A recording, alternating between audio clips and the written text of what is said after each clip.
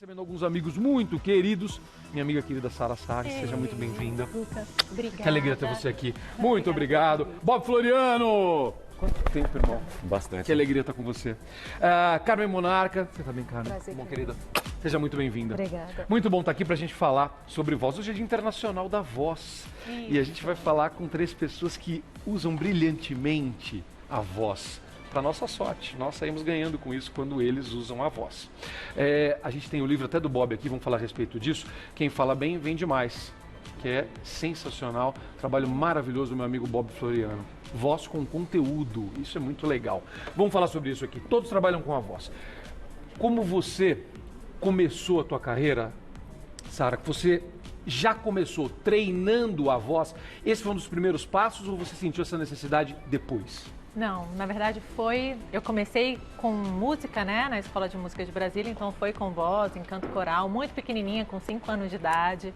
E aí fui estudando Universidade de Brasília até começar efetivamente como uma profissional da voz. E aí comecei a entender as necessidades que essa demanda pede, né? Então aí comecei a procurar aulas de canto mais específicas, fonoaudiologia. Que você está estudando isso? Estou graduando em fonoaudiologia na Santa Casa de São Paulo. Que legal, que bacana. E aí, como é você estudar algo que você trabalha? Você começa a olhar diferente o seu trabalho e o seu uso da voz a partir desse conhecimento médico, científico? Com certeza, porque a gente tem um segundo olhar, não só o olhar artístico, né? Eu passo a ver a voz de uma maneira fisiológica, de uma outra maneira. Então isso não só contribui para o meu desempenho enquanto artista, enquanto cantora, mas também aí, a partir daí como futuramente fonoaudióloga e pesquisadora. Que bacana isso. Deixa eu falar com o meu amigo Bob. Bob, eu adoro o tema do teu livro, porque a gente utiliza a voz como uma ferramenta de trabalho e se você utiliza ela corretamente, nós todos, é claro que os nossos resultados vêm. Isso é a tua história, sim, foi sim. o que você fez e o que você divide com as pessoas. As pessoas têm consciência disso? Não, Não, está né, longe, muito longe. Não sabe o potencial que tem. Primeiro que a pessoa não conhece a própria voz. O que ela ouve é uma somatória do que os ouvidos estão captando e a ressonância na caixa craniana. Então, quando você faz o exercício de colocar a mão no ouvido e passar a ouvir sua voz por reflexo aqui, você vai saber que a tua voz é essa. Então, a pessoa não sabe do potencial que tem, não sabe de um defeito que tem, porque ela não se preocupa com esse detalhe. Ela leva no dia a dia. Se ela vive disso, se ela precisa disso, ela começa a procurar o profissional, ela começa a estudar um pouco mais. O desgaste, porque fala muito e fica rouco com facilidade, então tem que se preocupar com isso. A preocupação de ter um calo na prega vocal é uma outra preocupação, porque o uso inadequado da voz. Então as pessoas acabam não tendo a necessidade profissional do uso da voz e acabam tendo problemas ou baixa performance profissional porque não se atentaram que uma voz bem colocada, timbre, entonação, ritmo, volume, quando bem colocado, você vende mais. Você consegue que as pessoas entendam mais claramente, você tem que usar menos argumentos porque você é mais fácil entendido. Dá pra gente melhorar bem a voz de uma pessoa? Dá sim. Com exercícios, claramente.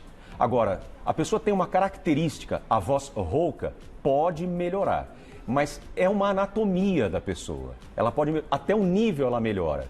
Agora, ela pode piorar? Pode, com o uso inadequado.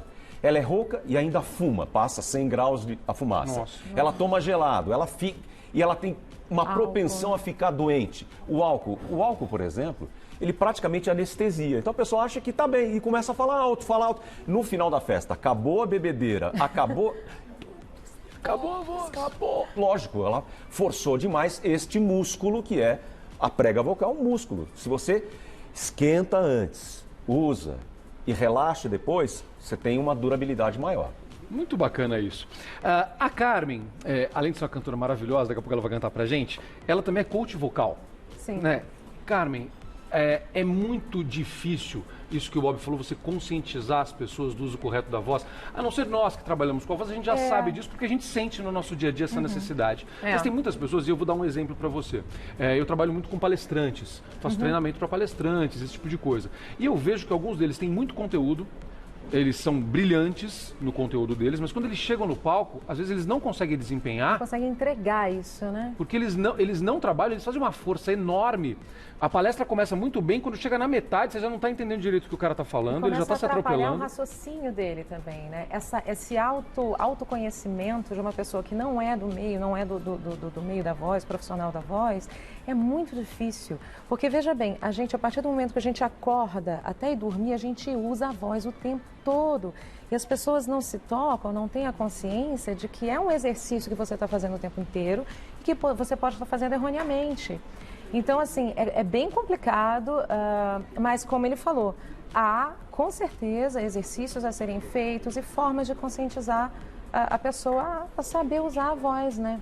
Bravíssima pelo estudo na fonoaudiologia, é uma coisa que eu sou apaixonada também, assim, completamente apaixonada. Olha que bacana isso. Essa tua iniciativa, eu não sabia, tá? Sara é minha amiga, mas eu não sabia dessa história. Eu sou super fã de otorrinos de fonoaudiólogos. Assim. Eles são nossos maiores parceiros. Total, né? Pensando em voz artística, a gente não dá 3 passos sem ter o fono de um lado e o otorrino do outro. E o professor de canto, né? A saúde da voz, né? Qual é o peso da voz no momento de você criar um personagem? Você criar uma personagem, quando você vai desenvolver, você usa bastante a tua voz, você trabalha a sua voz muda de personagem para personagem? Com certeza, com certeza. A gente muda tanto em timbre, quanto em impedância, sotaque. Eu gosto de criar sotaques para os meus personagens, então acho que faz parte da construção do trabalho do ator, sim, pensar na voz como uma grande ferramenta de como comunicar, de como dar vida, né? Trazer aquela personalidade,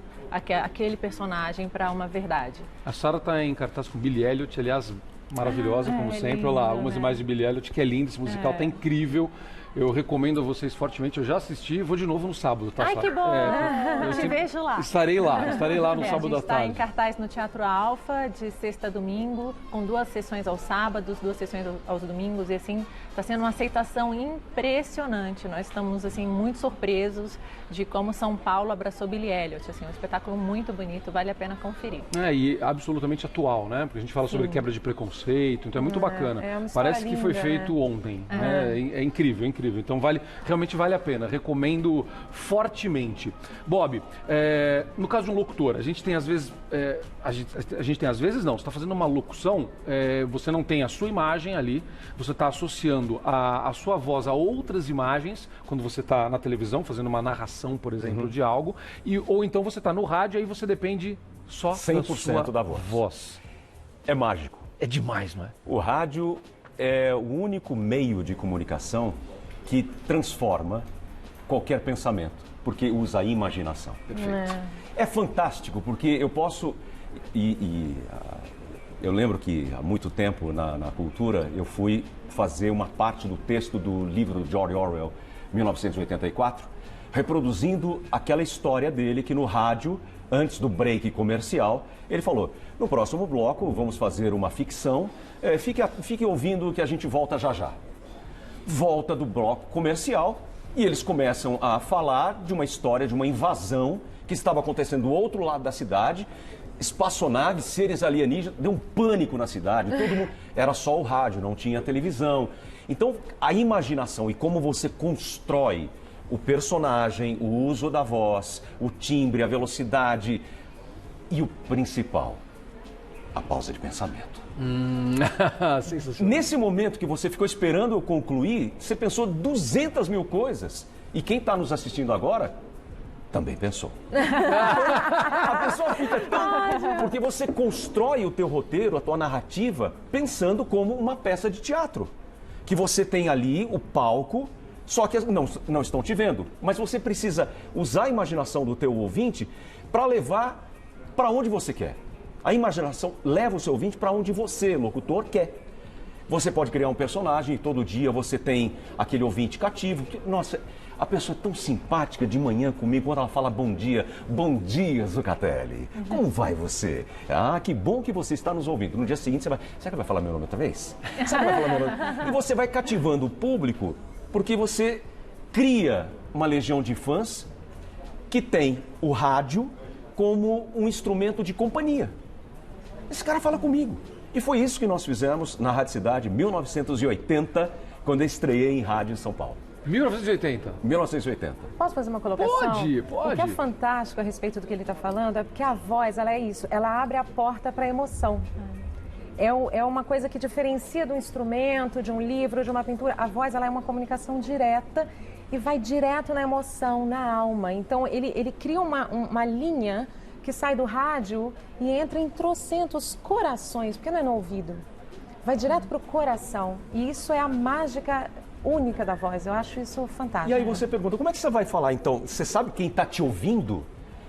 A gente tem que fazer uma média, um personagem único de ouvinte, que você tem que atender o mínimo de exigências para o máximo de público. Eu não posso atingir uma pessoa em tudo que ela quer, mas atingir a maior parte da população no seu mínimo de exigências. Então, se eu tenho um personagem que não é crítico, ácido demais, que ele é simpático às causas, que ele percebe onde o problema social está caminhando e ele adere àquilo, então ele vai conforme a onda do ouvinte para agradar e não ser um personagem falso. Ah, eu não gosto disso, eu gosto daquilo, não sendo a sua própria verdade. Óbvio, você consegue trabalhar isso apenas com a entonação, independentemente do conteúdo, não está correto? Exatamente. A mesma frase, o mesmo texto, com várias entonações, ritmo, você dá outra vida para a história. Outra vida. A pontuação dá outra história. Ontem eu estive aqui com Celso Zucatelli. Ontem eu estive aqui com Celso Zucatelli. Ontem eu estive aqui com Celso Zucatelli. Boa, esse Bob é demais. São três coisas diferentes. Então, o que eu quero enfatizar nesta frase é como eu faço o meu discurso no rádio, na narração, sou narrador da Discovery. Então, tudo isso acaba dando uma cara diferente. E você falou de palestra, sou palestrante, e uma das coisas mais importantes é você falar com o público imaginando que ele está te ouvindo como rádio. Isso facilita demais. Olha que bacana. Isso é uma como se não muito tivesse legal. O público ali que está te olhando, mas ao mesmo tempo tem um ouvinte para quem você está falando. Então aquela linguagem radiofônica no palco, a pessoa pode fechar os olhos e entende a palestra. Pode estar de olho aberto e entende a palestra mais ainda. E se você precisa de PowerPoint para mostrar teu conteúdo, deixa só o PowerPoint. Muito bom, bacana. Excelente. Você é um conjunto do que você apresenta na tela, como você fala, o conteúdo que você tem e a tua postura no palco como uma atriz tem na hora de posicionar-se no palco. Tem cada segredo de palco. Verbal, né? Tem cada segredo de palco para palestra. Que é uma delícia, não é? É muito legal. Eu quero. Diferentes estilos musicais. Vamos trocar depois a informação. Diferentes estilos musicais, assim como diferentes personagens, fazem com que você use a sua voz de formas diferentes? Ah, com certeza. Por exemplo, no meu caso, a minha formação mesmo de base é cantora lírica. Então, Perfeito. eu fui treinada a não precisar do microfone, a usar a acústica do local e a minha acústica interna, que ele estava falando, caixa de ressonância, enfim. Então, isso é completamente diferente do que você colocar a sua voz para explorar o que o microfone pode fazer por você. Não é nem maior, nem melhor, nem pior, mas são completamente diferentes. E você tem que saber jogar a teu favor nessas duas comunicações diferentes. Então, o gostoso, por exemplo, o tesão do canto lírico é você chegar num hall que você nunca foi, você vai passar o som que não tem som, né? O som é você não vai passar microfone, você não vai passar nada.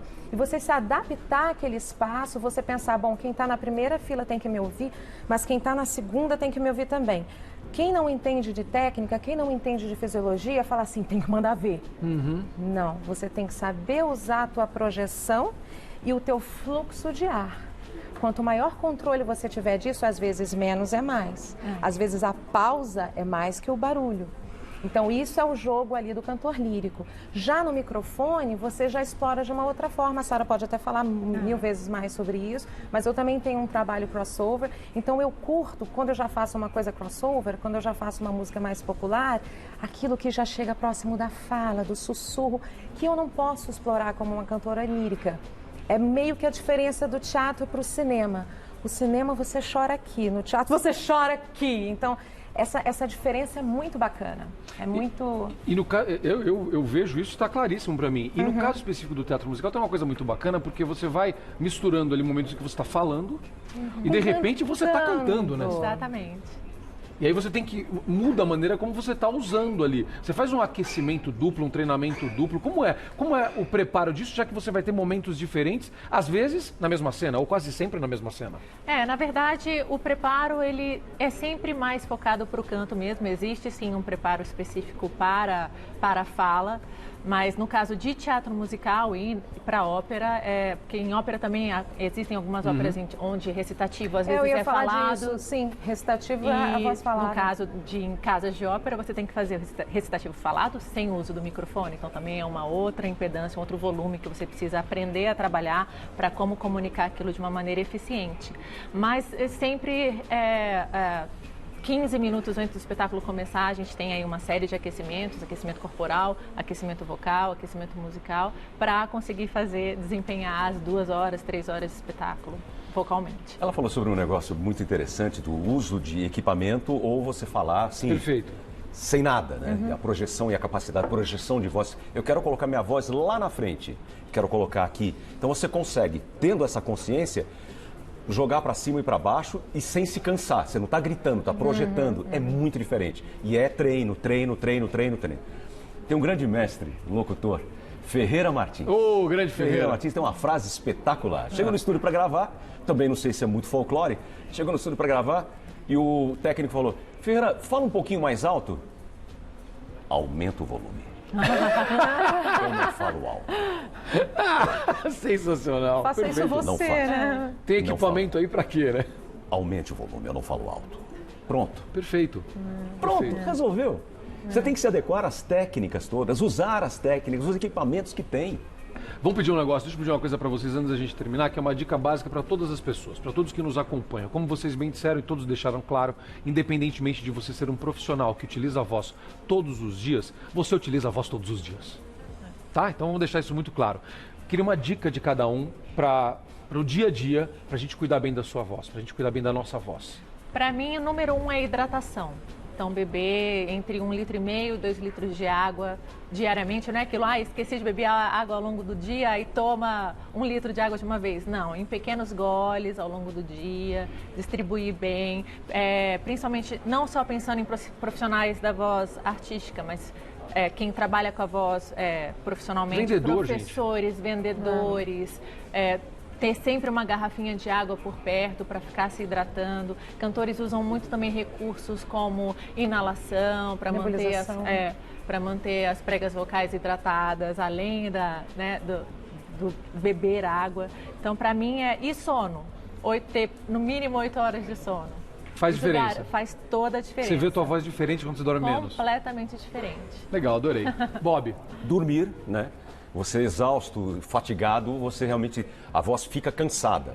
É perceptível a voz cansada. A hidratação, lembrando o seguinte, as pessoas podem pensar, vou tomar água, ela vai passar na prega. Não passa, se passar, se afoga.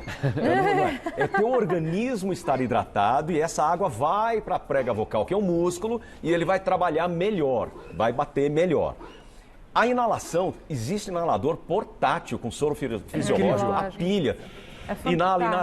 Liga até no acendedor do carro. Inclusive, vende no Estúdio S, tá? Desculpa, só interrompendo. Pois não. Eu tenho uma loja virtual com produtos para voz. Eu não sabia. Isso. Muito obrigada pela informação. sarasarres.com. Você encontra lá alguns produtos. Fala de novo. www.sarasarres.com. Não, tô lá. Já vai É ter muito bom. Faz toda a diferença. Eu sei que tem que gravar um documentário inteiro. Vou fazendo inalação. Dá uma limpada, fica muito mais fácil de você. É como o aquecimento. Vem um brilho imediato. Eu falo que é o melhor amigo. Eu falo que é o melhor amigo Agora, da Adorei. sua voz profissional. Adorei. o sono. O ar-condicionado, ao contrário, ele deixa o ar seco. Seco, claro. Então, consequentemente, você está inalando o ar com baixa umidade e você vai ressecando cada vez mais. Estou nervoso, boca seca. Às vezes não é só o nervoso, às vezes é o ar que O ar-condicionado. cria esse problema. Gostei. E uma coisa que me atrapalha bastante, eu que sempre viajo muito, porque o cantor de ópera ele não tem um lugar fixo, né? Ele perfeito. vai aonde está o trabalho.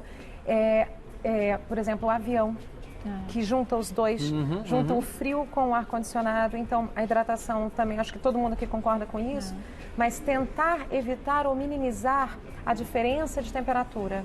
Isso é uma coisa que comigo acontece muito, de entrar num lugar, está muito frio, você já sente aquela diferença. Então... E tomar gelado é proibido mesmo? Olha, eu adoro um sorvetinho, só que não antes de entrar no palco. Ah, eu acho, perfeito. eu acho que você tem que saber a hora que você pode tomar o gelado. Tem gente que não pode. Eu não tenho problema nenhum com gelado. Eu não tenho esse problema. Mas tem gente que não pode. Qualquer coisinha fica rouco. O ideal é que não, né? Porque acontece de fato um choque térmico. É o choque térmico. Especialmente nós que estamos num país tropical. Se você é profissional da voz, eu acho que nem muito quente, nem aqui, vou tomar um chá sempre quente. temperatura ambiente. Temperatura ambiente. Ou um chá morninho, mas não muito quente. Várias dicas legais aqui. Livro do Bob tá aqui. Bob, convida a galera para suas redes sociais, para o seu site. bobfloriano.com.br, entra lá, tem todas as informações, inclusive como me contratar como palestrante, mestre sem cerimônias, locutor. Estou aí ajudando você no que você precisar, inclusive locutores que precisem de alguma ajuda, quer tomar conta do palco também, é só entrar em contato com o nosso site lá que a gente conversa. Parabéns, Bob. Obrigado demais pelo convite. Alegria ter você aqui. Sara, repete o seu site e onde mais a galera te encontra, minha amiga. Muito obrigada pelo convite. Eu que estou feliz. Bom, eu também fundei a Liga de Voz da Santa Casa de São Paulo. Que legal. Então, e lá nós temos um ambulatório de voz profissional, né? Um ambulatório de voz artística. Então, quem tiver, de repente, não tem recurso, tem interesse em procurar alguma ajuda, eu indico, lá é um bom local. E sarasarris.com, www.sarasarris.com e Estúdio S, que é voltado para aulas de canto para teatro musical. Maravilha, está em Billy Elliot. Em Billy Elliot, de sexta a domingo. Muito obrigado, minha amiga. Obrigada. Gente, a gente já conversa daqui a pouquinho, Tá joia. que ela vai cantar pra gente depois do intervalo, tá bom? Então, daqui a pouquinho tem música pra gente. Perfeito.